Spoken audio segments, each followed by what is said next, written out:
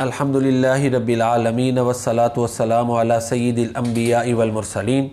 سورۃ الرحمن بہت سے اپنے اندر نکات، اسرار اور رموز کو لیے ہوئے ہے، تو اسی کے حوالے سے چند گزارشات آپ سامعین کی خدمت میں پیش کروں گا۔ سورۃ الرحمن جو ہے حسن التکرار، حسن الصوت اور اسی طرح نعمت کے وسعت، نعمت کے معنی میں وسعت، یہ تینوں چیزوں کو اپنے اندر لیے ہوئے ہیں۔ حسن التکرار، ویسے تو تکرار جو ہے نا معیوب سمجھا جاتا ہے، لیکن سورۃ الرحمن میں جو تکرار ہے اس سے تکرار کی اہمیت واضح ہوتی ہے کہ واقعی جو خوبصورتی اس تکرار میں ہے، فَبِأَيِّ آلَاءِ رَبِّكُمَا تُكَذِّبَانِ، جو اثر انگیزی اس میں ہے، جو خوبصورتی اس میں ہے، جو سحر بیانی اس میں ہے، اس کی کوئی مثال نہیں ملتی، اور اس لحاظ سے قرآن کریم کلام معجز ہے۔ اور دوسرا جو ہے حسن الصوت، کہ سورۃ الرحمن کی جو آیات ہیں ان کا وزن آپس میں ملتا ہے۔ الرحمن علم القرآن خلق الانسان علمہ البیان الشمس والقمر بحسبان والنجم والشجر یسجدان والسماء رفعها ووضع الميزان۔ اس طرح کوئی آیت چھوٹی ہے، کوئی بڑی ہے، اور اپنی خوبصورتی میں اپنی مثال آپ ہے۔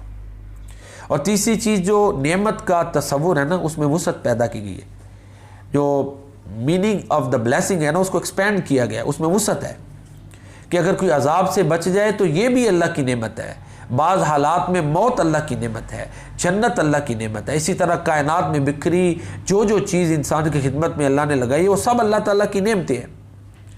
سورۃ الرحمن پیارے نبی کریم صلی اللہ علیہ وآلہ وسلم نے صحابہ کرام پہ تلاوت کی، اور آپ جب یہ آیت مبارکہ پڑھتے تھے نا فَبِأَيِّ آلَاءِ رَبِّكُمَا تُكَذِّبَانِ، تو صحابہ کرام خاموشی سے اس کو سنتے تھے، کوئی جواب نہیں دیتے تھے، کوئی دعا نہیں پڑھتے تھے۔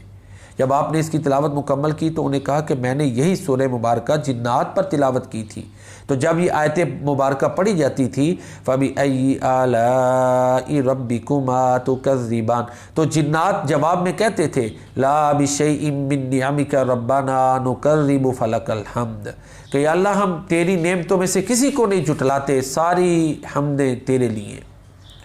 تو اسی طرح سورۃ الرحمن کی تلاوت کے حوالے سے ایک اور واقعہ ملتا ہے کہ حضرت عبداللہ بن مسعود رضی اللہ تعالیٰ عنہ نے اسلام کے ابتدائی دور میں سورۃ الرحمن خانہ کعبہ میں تلاوت کی۔ مشرکین مکہ کو جب پتہ چلا نا کہ یہ تو عبداللہ وہی کلام پڑھ رہا ہے جو محمد صلی اللہ علیہ وسلم پہ نازل ہوا ہے، تو انہوں نے بڑا مارا، جب تک حضرت عبداللہ رضی اللہ تعالیٰ عنہ ہوش میں رہے سورۃ الرحمن پڑھتے رہے۔ اللہ اکبر۔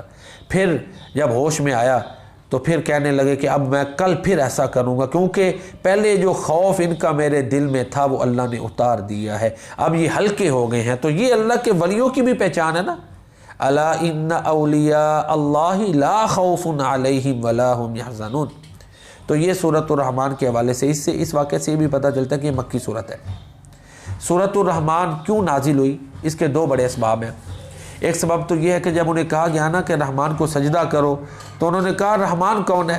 اللہ تعالیٰ کی ذات کو پہچاننے سے مشرکین مکہ نے انکار کر دیا، تو پھر اللہ تعالیٰ نے سورۃ الرحمن نازل کی کہ رحمان وہ ہے جس نے قرآن سکھایا، انسان کو پیدا کیا، یہ گوناگون نعمتیں انسان کے لیے پیدا کی، یہ پھر جو اللہ تعالیٰ نے انعامات اس کائنات میں کیے ہیں ان کا ذکر پہلے ہے، وہ بیان کیا کہ تمہیں اس ذات کا پتہ نہیں ہے جس نے تمہیں پیدا کیا ہے، جس نے جنوں انسانوں کو پیدا کیا، جس نے اس سمندر کو پیدا کیا، اس زمین کو پیدا کیا، اس زمین کے اوپر جو انعامات ہیں ان کو پیدا کیا۔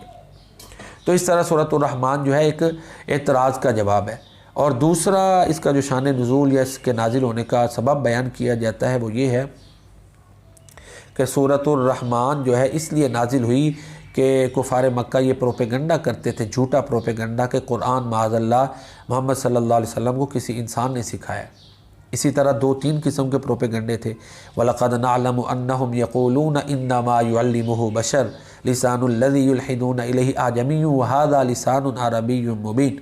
اور اسی طرح سورہ فرقان میں بھی ان کا یہ منفی پروپیگنڈا اللہ نے بیان کیا ہے، وَقَالَ الَّذِينَ كَفَرُوا إِنْ هَذَا إِلَّا إِفْكٌ افْتَرَاهُ أَعَانَهُ عَلَيْهِ قَوْمٌ آخَرُونَ فَقَدْ جَاءُوا ظُلْمًا وَزُورًا۔ کہتے تھے ایک پورا گروہ ہے جو قرآن کو گھڑتا ہے۔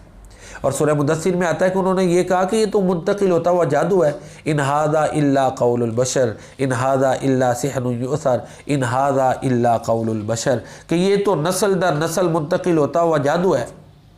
تو یہ جب انہوں نے اعتراضات کیے تو اللہ تعالیٰ نے سورہ رحمان اتاری کہ یہ رحمان کا سکھایا ہوا کلام ہے، اس قرآن کو اللہ نے اتارا ہے۔ الرحمن علم القرآن خلق الانسان علمہ البیان۔ تو یہ اس کے سورۃ الرحمن کے نازل ہونے کے دو اسباب ہیں۔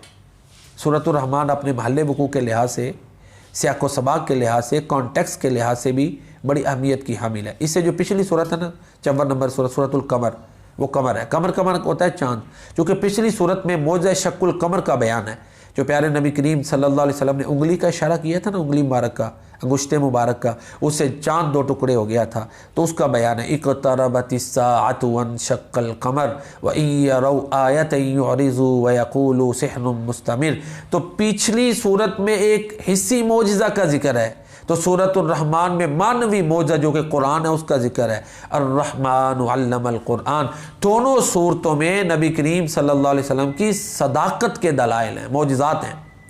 اور دوسرا تعلق سورۃ القمر کے ساتھ سورۃ الرحمن کا یہ ہے کہ سورۃ القمر میں معذب اقوام، ہلاک شدہ قوموں کا ذکر ہے، قوم نوح کا ذکر ہے، قوم سمود کا، قوم عاد کا، قوم صالح کا اور فرعون کا، ان کی تباہی کا ذکر ہے۔ جبکہ سورۃ الرحمن میں اللہ تعالیٰ کی نعمتوں کا ذکر ہے۔ تو یہ جو زوجین کی تھیوری قرآن میں چلتی ہے، ازداد کی، کہ جہاں سزا کا ذکر ہے ساتھ جزا کا ذکر ہے، اس کو بھی دونوں صورتوں کو ملا کے سامنے رکھا گیا ہے اور اس کا عملی اثبات ہے۔ اور تیسری چیز سورۃ القمر کا جو اختتام ہے اس میں آتا ہے کہ ملیک مقتدر، اللہ بادشاہ اور قدرت والا ہے۔ ان المتقین فی جنات ونہر فی مقعد صدق عند ملیک مقتدر۔ تو اس سے ایک ہیبت پیدا ہوتی تھی، تو ہیبت کو دور اس طرح کر دیا گیا سورہ رحمان میں، کہ شروع میں ہی کہہ دیا کہ وہ رحمان ہے، وہ رحم کرنے والا ہے۔ تو یہ چند نکات تھے محترم ناظرین کرام سورۃ الرحمان کے حوالے سے۔ اللہ تعالی ہمیں قرآن سے صحیح معنوں میں محبت کرنے، اس کو پڑھنے سمجھنے کی توفیق عطا فرمائے، اور اللہ تعالی ہمیں یہ سعادت بخشے کہ قرآن کریم دنیا میں بھی اللہ تعالیٰ اس کے ساتھ ہماری ضروریات، مسائل، ساری معاملات کو پورا کرے، اور آخرت میں بھی اس کو اللہ تعالیٰ ہمارا سفارشی بنائے۔ وما علینا الا البلاغ المبین۔